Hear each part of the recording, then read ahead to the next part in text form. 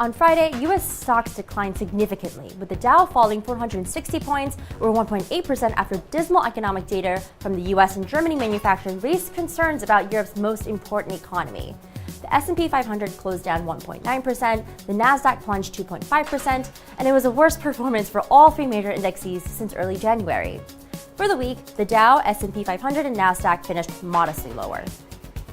The IHS Markit U.S. manufacturing PMI fell to 52.5 in the March of 2019 from 53 in February and below market expectations of 53.6.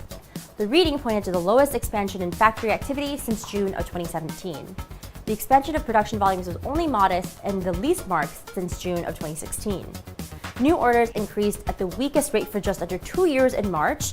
In Germany, IHS Markit's flash composite PMI fell to 51.5, which is its lowest rating since June of 2013. The fall was mainly driven by the weakest activity in manufacturing since August 2012, as the sub-index fell to 44.7, remaining below the 50-point mark, separating growth from contraction for a third straight month. Growth in services slowed to 54.9 after rebounding to 55.3 in February. Also, investors were scared by the fact that the yield on 3-month treasuries rose above the rate on 10-year treasuries for the first time since 2007. As a reminder, an inversion has been a reliable predictor on a future recession. By the way, the yield on Germany's benchmark 10-year government bond fell below zero for the first time since October 2016. On Monday, stocks in Asia also plummeted amid recession fears. Japan's Nikkei 225 dropped more than 3%. The Shanghai Composite dropped 1.97% to 3,443.03. The Hang Seng Index in Hong Kong dropped 1.98%. European markets continue the losing streak as investors' fears are not abating just yet. Market jitters grow over increasing signs of slowing economic growth and a possible recession. In the region, Brexit remains a talking point, with reports of a plot to oust UK Prime Minister Theresa May surfacing over the weekend. The EU has offered the UK an extension to the Brexit date, but the length of such a delay depends on whether May's twice-rejected divorce deal can gain the support of lawmakers. On the data front, the German IFO survey beat expectations and saw modest moves higher across the indexes.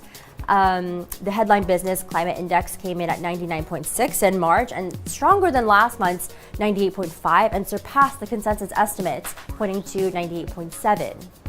The current economic assessment bettered estimates, arriving at 103.8 points in the reported month as compared to last month's 103.4 and 102.9 anticipated.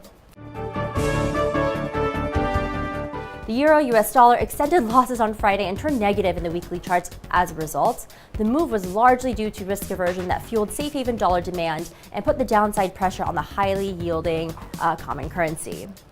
On Monday, the pair made some recovery attempts but failed to regain a more robust impetus as concerns over the regional economy persist.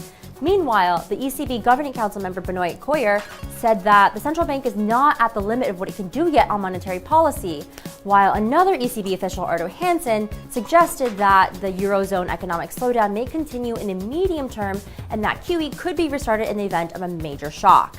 These rather dovish comments cap the recovery potential in the pair. The euro-US dollar has settled around 1.13 figure, with the immediate resistance coming in at 1.1325. Traders also continue to closely monitor Brexit developments. Prime Minister Theresa May is seeing pressure from within her own party to resign, and the pound was left unappealing amid fears of the fresh uncertainty that a leadership contest could cause at such a critical part of the Brexit process. If the government Brexit deal is blocked, the UK will only have 2 weeks to decide on an alternative course for Brexit before the EU's new 12th of April Brexit date hits. This uncertainty makes investors worry and challenge the pound demand. GBP USD fails to settle above the 1.32 figures since these days and will likely remain highly volatile this week.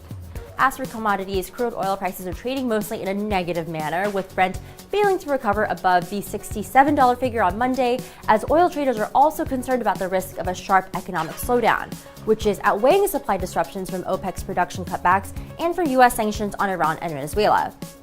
After OPEC and other major oil producers canceled a meeting planned for April, they said that the decision on further cuts will be taken in June.